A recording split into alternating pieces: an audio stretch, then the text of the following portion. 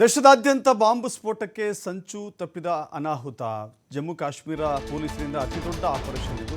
ಬರೋಬ್ಬರಿ 360 KG RDX ವಶಕ್ಕೆ ಪಡೆದಿದ್ದಾರೆ ಪೊಲೀಸರು. ದೇಶದಾದ್ಯಂತ ಬಾಂಬ್ ಸ್ಫೋಟಕ್ಕೆ ಸಂಚು ರೂಪಿಸಲಾಗಿತ್ತು. ಅನಾಹುತ ತಪ್ಪಿದೆ. ಜಮ್ಮು ಕಾಶ್ಮೀರ ಪೊಲೀಸರಿಂದ ಅತಿದೊಡ್ಡ ಆಪರೇಷನ್ ಇದು. 360 ಕೆಜಿ RDX ಅನ್ನು ವಶಕ್ಕೆ ತೆಗೆದುಕೊಳ್ಳಲಾಗಿದೆ. ದೇಶದ ಹಲವೆಡೆ ಭಾರೀ ಸ್ಫೋಟಕ್ಕೆ ಸ್ಕೆಚ್ ರೂಪಿಸಿದ್ರು. ಆ ಸ್ಕೆಚ್ ರೂಪಿಸಿದಂಥ ವೈದ್ಯನನ್ನು ವಶಕ್ಕೆ ಪಡೆಯಲಾಗಿದೆ. ಆಸ್ಪತ್ರೆ ಲಾಕರ್ನಲ್ಲಿಯೇ AK-47 ಗನ್ ಇಟ್ಕೊಂಡಿದ್ದ ಆ ಡಾಕ್ಟರ್ನನ್ನು ಕೂಡ ವಶಕ್ಕೆ ತೆಗೆದುಕೊಳ್ಳಲಾಗಿದೆ. ಬಾಡಿಗೆ ಮನೆಯಲ್ಲಿಯೇ 360 ಕೆಜಿ RDX ಸಂಗ್ರಹ ಮಾಡಿದ್ದ. 360 ಕೆಜಿ RDX, 3 AK-47 ಗನ್, 80 ಕಾರ್ಟ್ರಿಡ್ಜ್ಗಳನ್ನು ಸೀಸ್ ಮಾಡಲಾಗಿದೆ.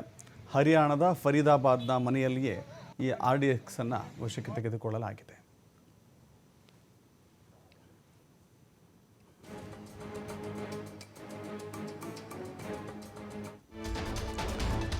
ಜಮ್ಮು ಕಾಶ್ಮೀರ ಮೂಲದ 3 ವೈದ್ಯರಿಂದ ಸ್ಫೋಟಕ್ಕೆ ಪ್ಲಾನ್ ಅನ್ನು ರೂಪಿಸಿಕೊಳ್ಳಲಾಗಿತ್ತು. ಪುಲ್ವಾಮಾ ದಾಳಿ ಮಾದರಿಯಲ್ಲಿಯೇ ದೆಹಲಿಯಲ್ಲಿ ಸ್ಫೋಟಕ್ಕೆ ಸಂಚು ರೂಪಿಸಲಾಗಿತ್ತು. 2 ಶಂಕಿತ ವೈದ್ಯರನ್ನು ವಶಕ್ಕೆ ತೆಗೆದುಕೊಳ್ಳಲಾಗಿದೆ. ಮತ್ತೊಬ್ಬರಿಗಾಗಿ ಶೋಧವನ್ನು ಮುಂದುವರಿಸಲಾಗಿದೆ. ಜಮ್ಮು ಕಾಶ್ಮೀರದ ಪುಲ್ವಾಮಾ, ಅನಂತನಾಗ್ ಮೂಲದ ವೈದ್ಯರು ಇವರು ಅಂತ ಗೊತ್ತಾಗ್ತಾ ಇದೆ. ಹರಿಯಾಣದಲ್ಲಿ ವೈದ್ಯನಾಗಿ ಶಂಕಿತ ಉಗ್ರ ಆದಿಲ್ ಅಹಮದ್, ಮತ್ತೊಬ್ಬ ಶಂಕಿತ ಮುಜಾಮಿಲ್ ಶಕೀಲ್ ಕೂಡ ಕಾಕಿ ವಶಕ್ಕೆ ಬಿದ್ದಿದ್ದಾರೆ. ಮತ್ತೊಬ್ಬ ವೈದ್ಯ ನಾಪತ್ತೆಯಾಗಿದ್ದಾನೆ. ನಾಪತ್ತೆಯಾಗಿರುವ ವೈದ್ಯನಿಗಾಗಿ ಪೊಲೀಸರು ಶೋಧ ಕಾರ್ಯಾಚರಣೆಯನ್ನು ಮುಂದುವರಿಸ್ತಾ ಇದ್ದಾರೆ. ಗುಪ್ತಚರ ವರದಿ ಆಧರಿಸಿ ದಾಳಿ ಸ್ಫೋಟದ ಬಗ್ಗೆ ಮಾಹಿತಿಯನ್ನು ನೀಡಲಾಗಿತ್ತು. ದೇಶದಾದ್ಯಂತ ಸ್ಫೋಟಕ್ಕೆ ಇವರು ಸಂಚನ್ನು ರೂಪಿಸಿದರು.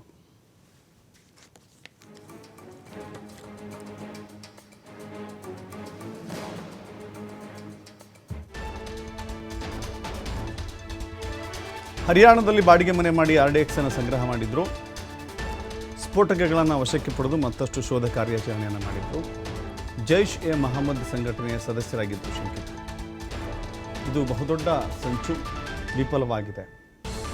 ನಿಜಕ್ಕೂ ಕೂಡ ಹೇಗೆ ಇದನ್ನು ಪತ್ತೆ ಹಚ್ಚಿದ್ರು ಅನ್ನೋದು ಕೂಡ ಬಹಳ ನಿಗೂಢವಾಗಿದೆ. ಯಾಕಂತ ಹೇಳಿದ್ರೆ ಇಂಥ ದೊಡ್ಡ ಸಂಚು ದೇಶದಾದ್ಯಂತ ಸ್ಫೋಟಕ್ಕೆ ಅವರು ಸಂಚು ರೂಪಿಸಿದ್ರು. ಅದರ ಮೂಲ ಮತ್ತು ಜಾಡನ್ನು ಪತ್ತೆ ಹಚ್ಚಿ ಇದೀಗ ಆ ಸ್ಫೋಟಕಗಳನ್ನು ವಶಕ್ಕೆ ಪಡಿಸಿದ್ದಾರೆ.